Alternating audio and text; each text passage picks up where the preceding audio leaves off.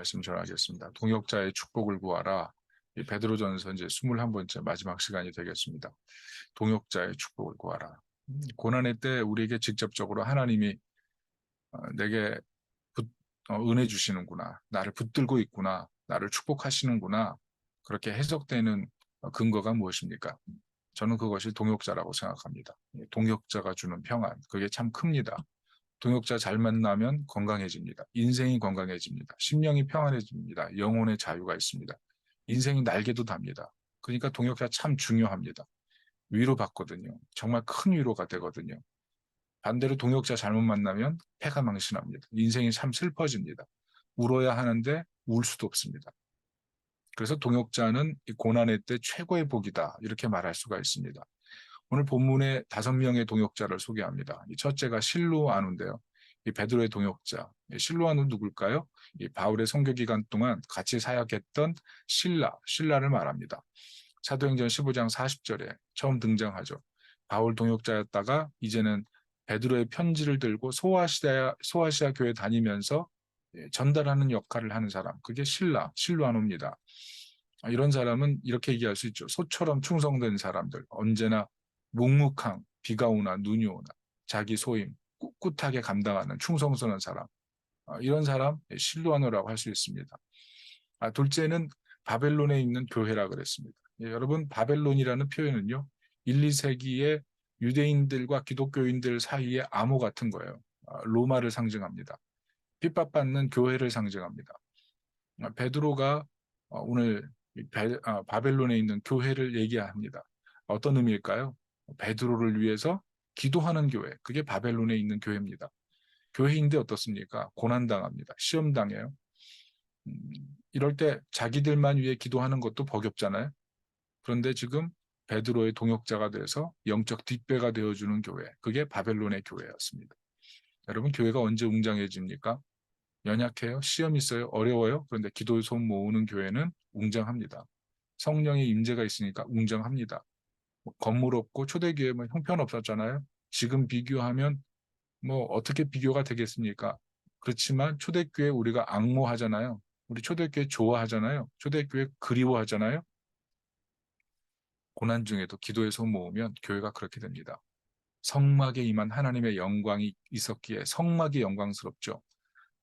그런 것처럼 기도하는 손이 있는 교회, 힘들고 연약하지만 기도의 손을 모으는 교회, 그게 정말 좋은 동역자인 거죠. 셋째는 마가입니다. 마가는 마가복음의 저자 마가를 말하는 겁니다. 특이한 건 마가는 사도 바울과 바나바가 다투게 된 원인 제공자입니다. 그런 면에서는 이 마가는 참 부끄러운 일꾼입니다. 사도행전 15장 보면 이 사울과 바나바가 얼마나 막역해요. 그런데 마가 때문에 헤어집니다. 그래서 사울은 신라를 택하고 선교여행 떠나고 바나바는 마가 데리고 구브로로 돌아가고 마가 때문입니다. 철부지 같죠. 의욕 있지만 문제 일으키고 봉합 못하죠. 우리 참 인생 살면서 그런 일들 할 때가 있습니다. 어떤 한 사람 때문에 이 동역자 관계가 깨지는 참 그런 일들 조심해야 되는데요. 이 마가가 참 그런 일들을 했던 사람이라는 것입니다. 그런데 오늘 보니까 베드로와 연결돼서 영적 거장이 되죠. 어떻게 할 수 있습니까? 베드로가 이렇게 말하잖아요. 내 아들이다. 동역자의 관계가 어떤 관계로 승화했어요? 예, 가족 관계로 승화했습니다. 아들이라고 할 만큼 신뢰하는 거죠. 바울이 골로새서 썼는데 마가가 로마에 있다고 기록하고 있거든요. 그렇게 볼 때 마가는 베드로와 함께 로마에서 사역하면서 베드로를 자기 아버지처럼 모시고 있는 것을 알 수가 있습니다.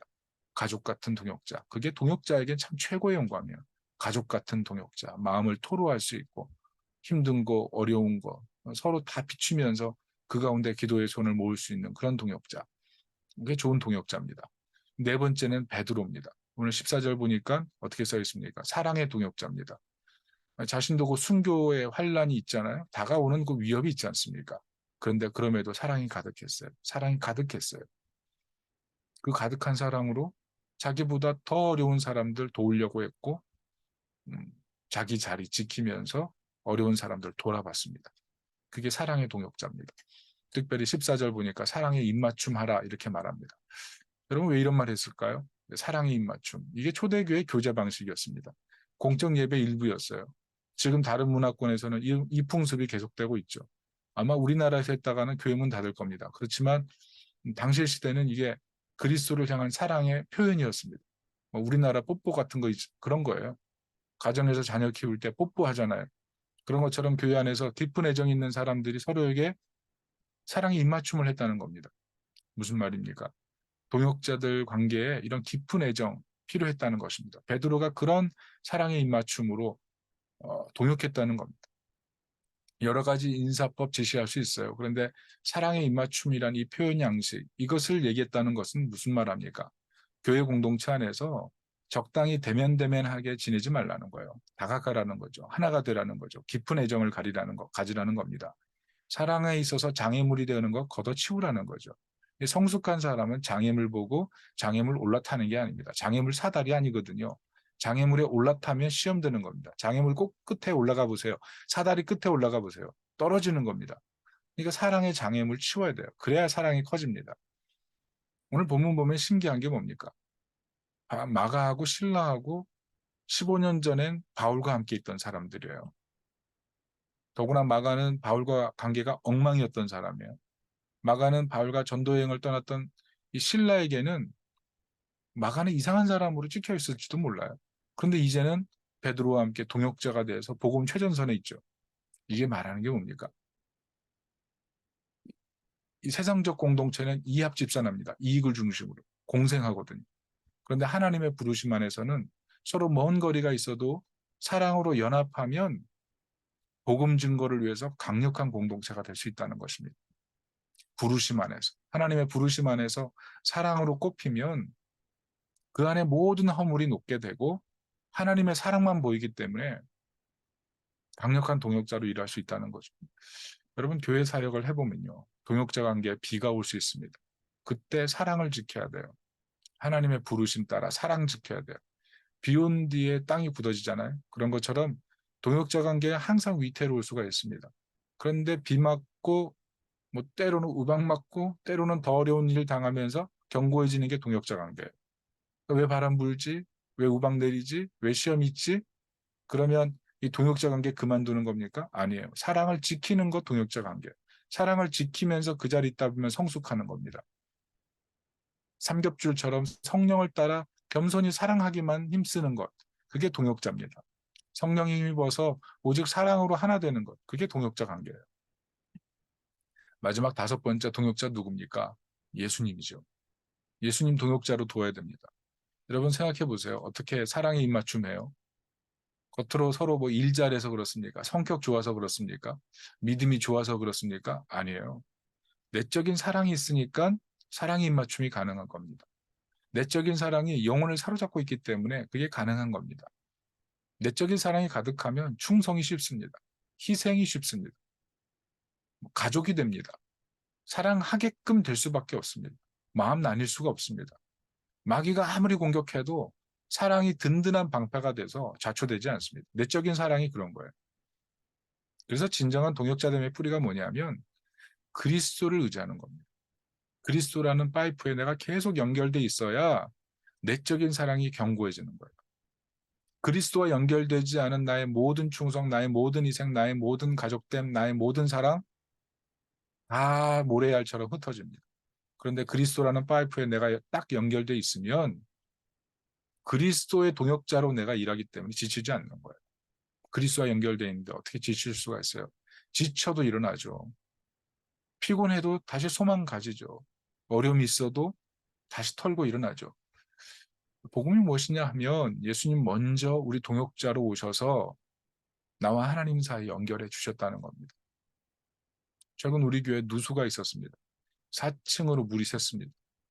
누수 탐지 전문 업체를 불러보니까 화장실 개수대 밑에 밸브 쪽에서 물이 샜더라고요.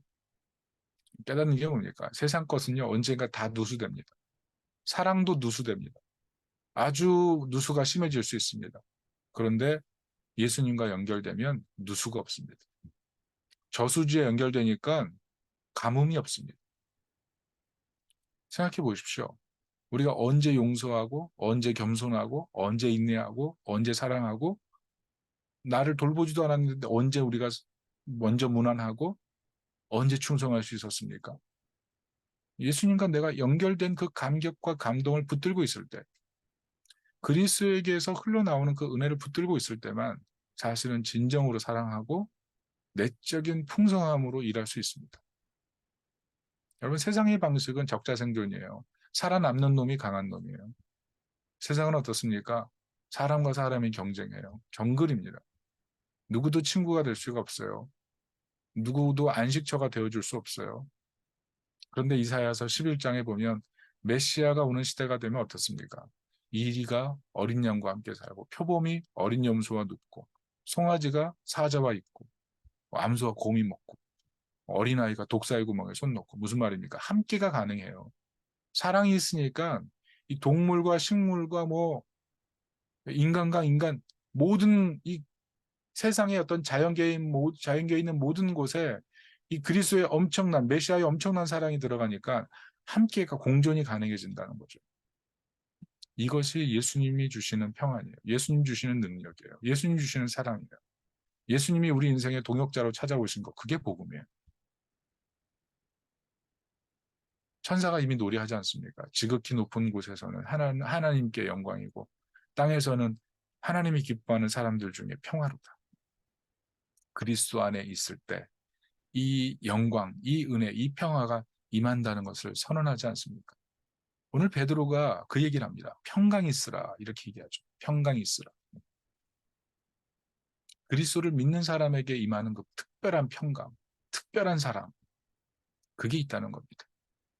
저는 우리가 때로 인생을 살면서 여러 가지 어려움이 있지만 그 어려움 때마다 어려운 시기마다 내 주변에 나를 돕는 사람이 아무도 없는 것 같고 나만 혼자 열심히 있는 것 같고 나 혼자 완전히 지금 번아웃 돼가지고 어쩔 줄 모르는 그런 상황이 있을 때 그때 예수님이 나의 동역자로 옆에 서 계시고 나를 안고 업고 가신다는 사실을 기억해야 됩니다.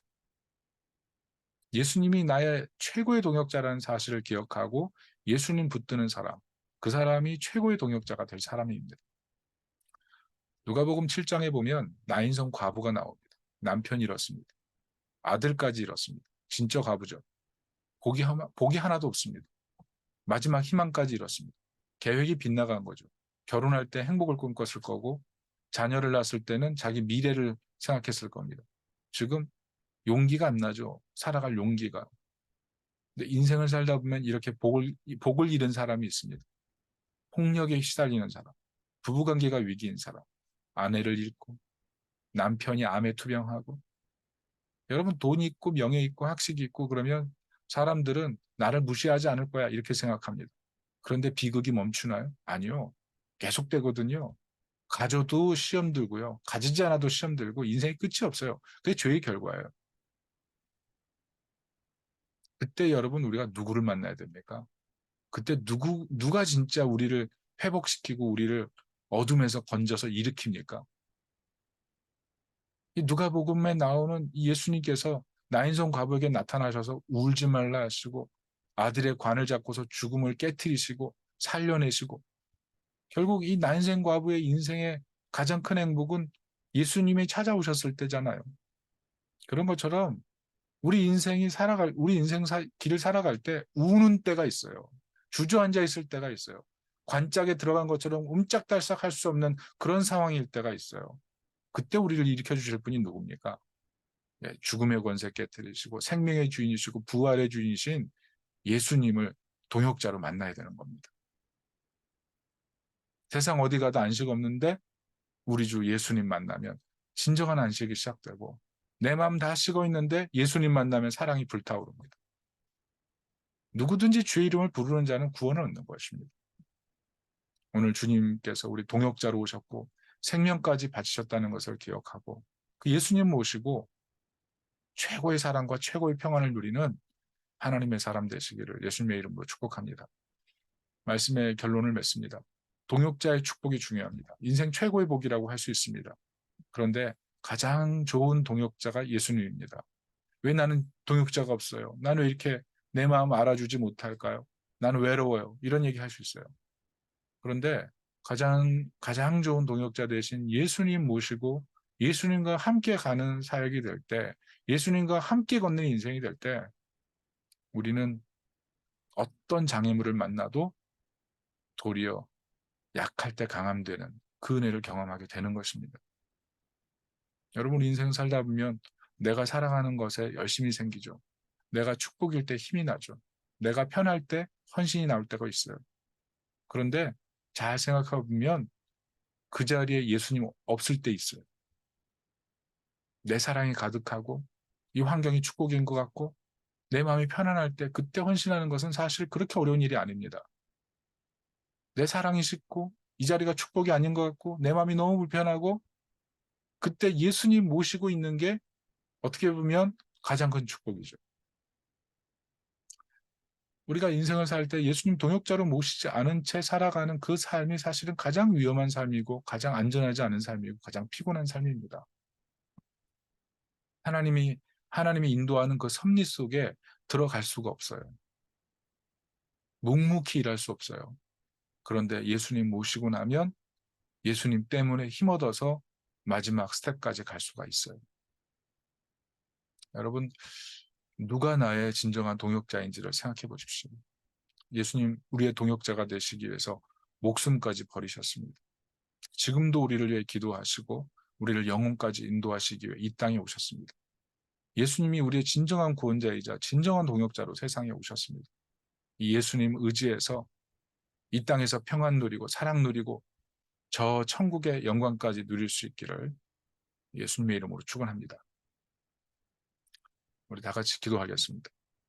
시간 기도할 때 두 가지 기도했으면 좋겠어요. 첫 번째, 동역자의 복을 구하십시오. 인생이 힘들 때 있습니다. 그때 좋은 동역자가 참 큰 복이에요. 그래서 내 삶에 하나님 동역자를 좀 보내주십시오. 우리 교회도 보십시오. 동역자가 많이 필요해요. 50대가 오면 50대 새 가족이 오면 50대가 더 많았으면 좋겠고 60대가 오면 60대가 더 많아졌으면 좋겠고 70대가 오면 70대가 더 많아졌으면 좋겠고 그렇지 않습니까? 왜 일을 하다 보면 내 또래가 더 많았으면 좋겠고 내 마음 알아주는 사람 많았으면 좋겠고 다 동역자예요. 하나님 동역자 많아지게 해주세요. 내 인생에 동역자의 복을 주세요. 두 번째는 최고의 동역자가 예수님입니다. 바로 우리 옆에 서 계세요. 그분이 우리 손 붙잡으려고 내밀고 계세요. 우리가 할 일은 예수님 손잡고 주님 안에서 주님 품 안에서 주님의 능력으로 우리에게 맡겨진 이 길을 가는 것입니다. 이 시간 이 두 가지 놓고 같이 기도하겠습니다. 동역자의 축복이 동역자의 복이 있기를 삶을 동역자를 소홀하게 여기고 실수하지 않게 도와주고 동역자의 복 속에 들어가는 그런 은혜가 있게 도와주옵소서. 동역자의 복을 누리게 하여 주옵소서. 하나님 마음 가운데 하나님의 소망이 열심히 사랑하고 하나님과 주님의 아름다운 사랑을 가지고 믿음의 사랑 하나님 동역자로 경험해서 하시옵소서. 하나님 그들과 하나님의 영광의 사랑을 사랑해서 하나님 이 땅에 주님이 되어서 하나님 나라의 영생을 인생을 살다 보면 동역자가 하나님 내 생각에 갇혀서 내 마음에 갇혀서 삶에 펼쳐지는 여러 가지 어려움에 하나님 매이다 어느새 마음도 식고 열정도 식고 사랑도 식고 헌신도 식고 하나님 썰물처럼 빠져가는 우리의 상황을 하나님 동역자의 복을 구하며 나가게 하시되 무엇보다 이런 우리의 마음을 누구보다 잘 알고 계신 예수 그 예수님이 우리의 동역자로 오셔서 우리를 위해 생명까지 버리셨기 때문에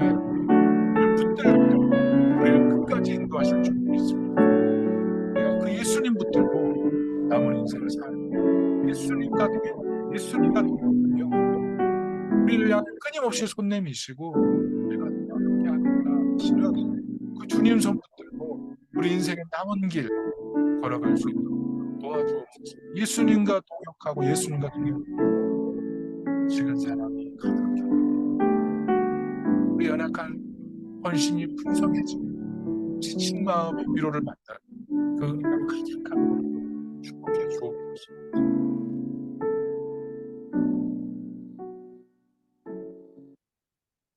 우리 인생에 동역자의 복이 있길 원합니다.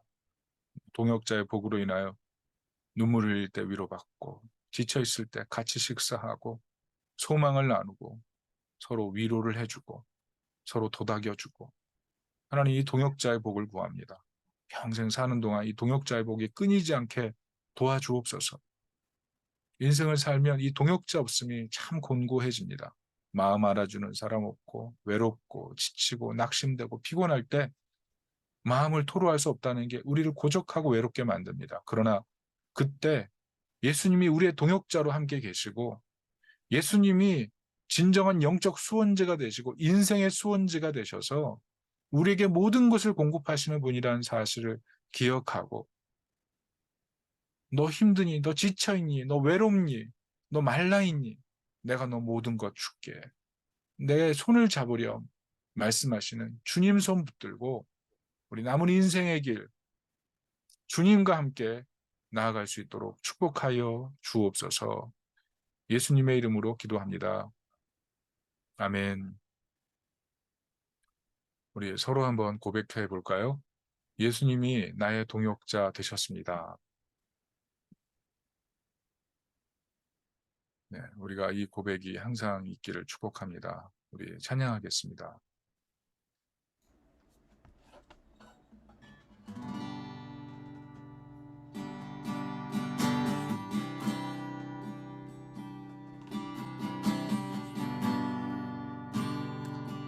우리 함께 찬양하며 나아갑니다.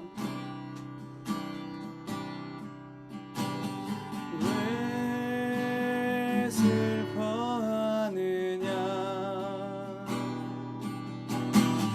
왜 걱정하느냐, 뭘 두려워하느냐, 아무 염려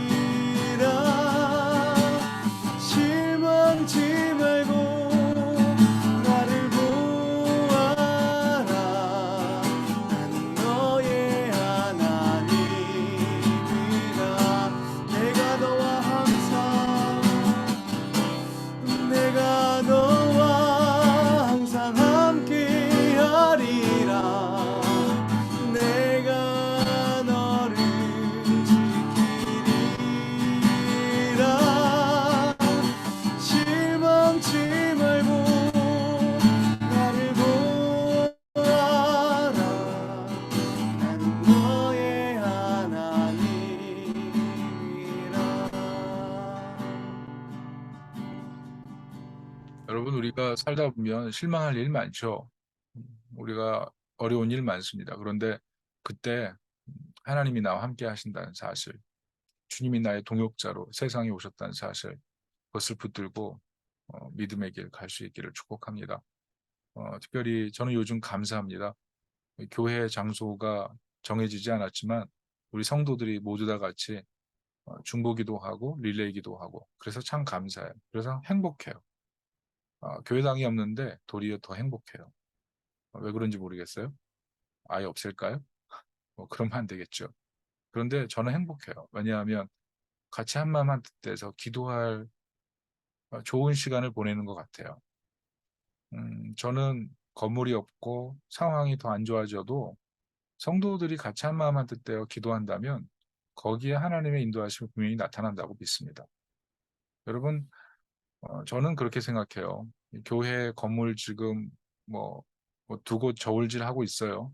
기다리고 있어요. 그렇지만 저는 그 어떤 건물도 하나님의 영광은 담을 수 없다고 생각해요. 근데 진정한 영광이 어디 나타나냐, 언제 나타나냐 하면 우리 성도들이 모여서 기도할 때 나타납니다. 그게 교회예요. 진짜 교회. 저는 이런 기도하는 가운데 하나님께서 예비한 장소로 우리가 순종하게 가리라고 믿습니다.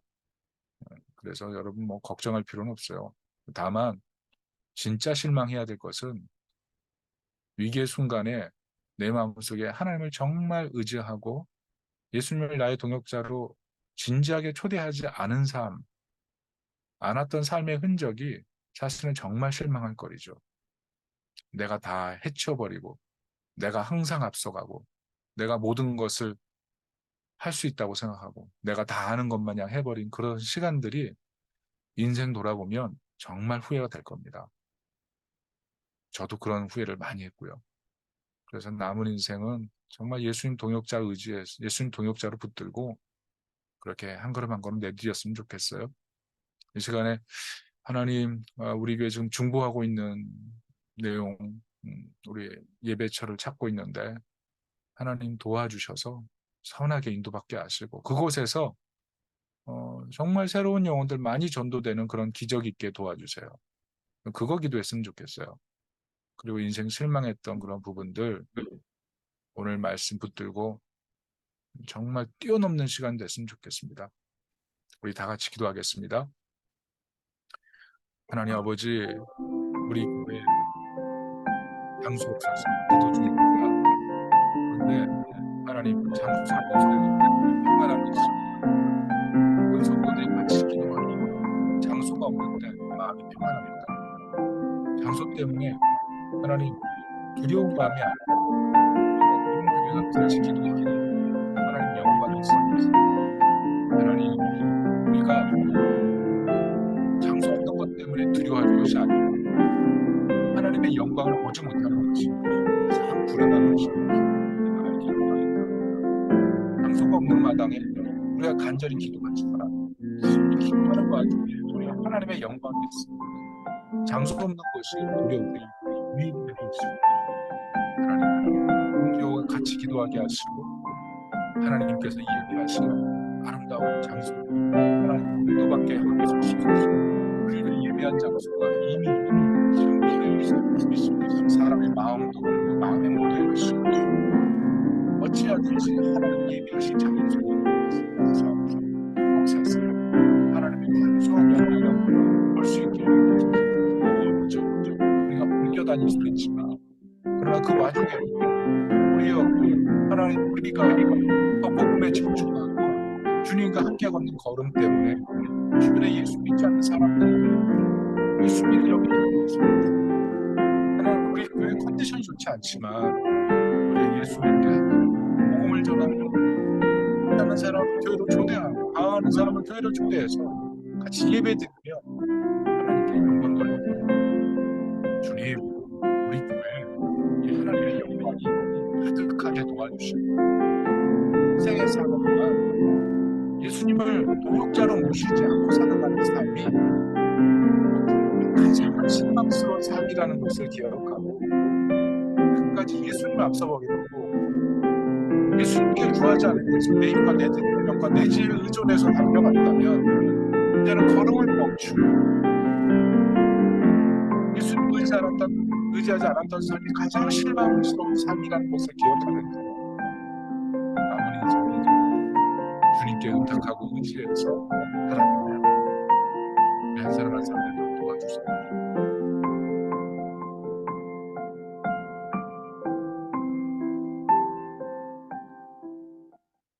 주님,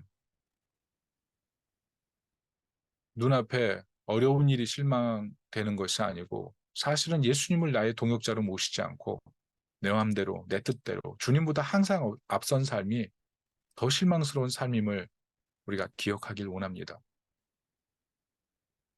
교회에 자리가 없어서 우리 마음이 답답함이 있지만 그러나 교회 장소가 없음으로 인해서 온 성도들이 같이 기도하기 때문에 도리어 하나님의 영광이 있는 것을 봅니다. 이 하나님의 영광이 임하는 교회, 그것이 건물이 있는 교회보다 더 영광스러움을 우리가 기억하고 새로운 장소로 이미 예비하신 장소로 우리가 이동됐을 때 그곳에서 정말 하나님을 향한 열심을 가지고 더 많은 영혼들 교회로 초대하여 교회가 장소에 부족함에도 불구하고 왕성하게 복음 전도하여 영혼이 살아나는 그런 교회가 되도록 우리 인생이 되도록 축복하여 주옵소서. 지금은 우리 주 예수 그리스도의 은혜와 하나님의 사랑과 성령의 교통하심이 베드로전서의 말씀을 마무리하면서 다시 한번 예수님을 진정한 인생의 동역자로 모시고 살기를 다짐하는 이 자리에 계신 귀한 하나님 백성들 머리 위에 지금부터 영원토록 함께 계실지어다. 아멘.